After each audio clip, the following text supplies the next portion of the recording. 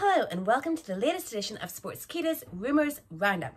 My name's Stephanie Chase and I'm going to be bringing you the 10 biggest rumors of the week from the world of wrestling. So let's get started. Our first rumor of the week is, did Vince McMahon rip up the script for last week's Raw? The Raw after SummerSlam was primarily about building up the Payback pay-per-view, and WWE ended up announcing 4 matches that are due to take place at the event. But according to reports, things were pretty chaotic backstage. PW Insider reported that Vince McMahon arrived at the taping at around 7:30 p.m. and basically began changing everything, ripping up the entire script of the show. That means that the segments in the second and third hour were being worked on by creative during the actual Raw broadcast. On the episode, Randy Orton viciously attacked WWE Champion Drew McIntyre, giving him a potentially career-threatening injury. We also saw the debut of Keith Lee, who had a match with Randy Orton which ended in a DQ. WWE also confirmed that Sasha Banks and Bayley would be defending their Women's Tag Team Championships against Shayna Baszler and Nia Jax at Payback. And the show's main event saw Dominic team up with his father Rey Mysterio for a match against Seth Rollins and Buddy Murphy, which ended when Retribution ran into the ring and attacked the Mysterios. And with all the last minute changes, it means everything you saw on the show was entirely Vince McMahon's vision. Which leads us to our second rumor of the week. Did Vince McMahon cancel a big match that was scheduled to take place at Payback? Now, as previously mentioned, Vince McMahon tore up the script for this past week's Raw when he arrived at the taping. And that sudden change to the booking meant that a big match that had been scheduled for Payback was also scrapped. Sportskeeda's own Tom Collahue reported that the original plan at Payback was for Randy Orton to have his WWE Championship rematch against Drew McIntyre. However, Vince McMahon dropped the plan and Keith Lee was instead booked for a match with Orton following their showdown in Raw that ended in a DQ. Staying with all the changes that happened this past week on Raw, our next rumor of the week regards Shane McMahon being unhappy at Raw Underground segments being dropped. Now, according to a report by Fightful Select, WWE had also pre-taped a number of Raw Underground segments which did not make the air this past week. And Tom Collahue revealed on the latest episode of Dropkick Discussions that Shane McMahon was apparently not very happy with the decision to scrap the Underground segments. Tom explained, Raw Underground is all pre-taped, and that suffered major cuts too. Shane McMahon really wasn't happy about that, but he is at the mercy of the editors at the moment when it comes to live things. Shane did feel that Raw Underground was going to be protected, but because it's pre-taped, it means it's the easiest thing to cut from the live show, and it also doesn't feature the biggest stars. The decision they made was to cut everything that didn't feature someone who was going to be at the Payback pay-per-view. And that's why we got so much focus on Lashley.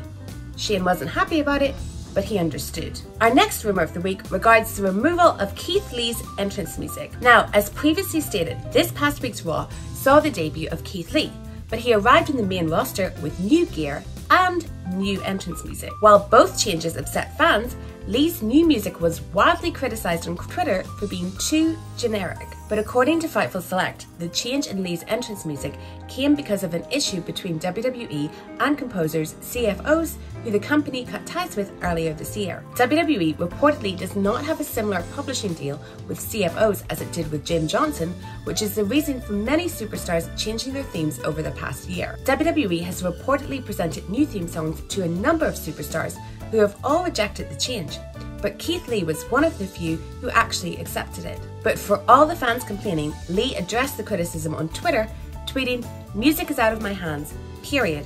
Leave it be, I'll sort it out later." Our next rumor of the week is an update on Finn Balor's Demon King persona. Finn Balor is currently wrestling on NXT, but during his first run with the brand, fans became used to seeing him pull out the Demon King persona for big matches. But the last time the WWE Universe got a glimpse of the Demon King persona was back at Super Showdown 2019 when Balor beat Andrade in an Intercontinental Championship match. Now, in this week's edition of the Raw preview show, Tom Collahue answered a fan's question regarding the status of the Demon King. Tom said, "There are no plans to ever see the Demon King again in WWE and no plans for him to appear on NXT. Finn Balor doesn't want the Demon King. He felt it was a bad thing to have when he was on the main roster. So he's rebuilding himself a little bit. There's maybe times when he'll choose to go back to the Demon King, but they're leaving it up to him." I don't know about you, but if I had a persona that made me almost unbeatable in matches, that's something I'd certainly want to pull out during a fatal four-way for a vacant NXT championship. Our next rumor of the week addresses, why did Aleister Black turn heel? And You know, the answer is pretty simple. Aleister Black made his return to Raw this past week after a month away, appearing on the Kevin Owens show with his eye covered up after that attack by Buddy Murphy that put him out of action. And while we were all excited to welcome Aleister back, during the segment he shockingly attacked Kevin Owens, turning heel. Noting the reason for the sudden heel turn, Dave Meltzer said in the latest edition of the Wrestling Observer newsletter that Aleister Black turned heel simply to give Kevin Owens someone to work with. Dave explained how Kevin Owens needed an opponent because he was originally scheduled to face Seth Rollins if Rey Mysterio didn't re-sign with the company, but then Rey re-signed, leaving Kevin with no one to work with. As Dave put it, so now Kevin Owens has an opponent, so it is what it is. Our next rumor of the week looks at who knew that Roman Reigns was going to make that big return at SummerSlam. Now, at SummerSlam, you never saw it coming.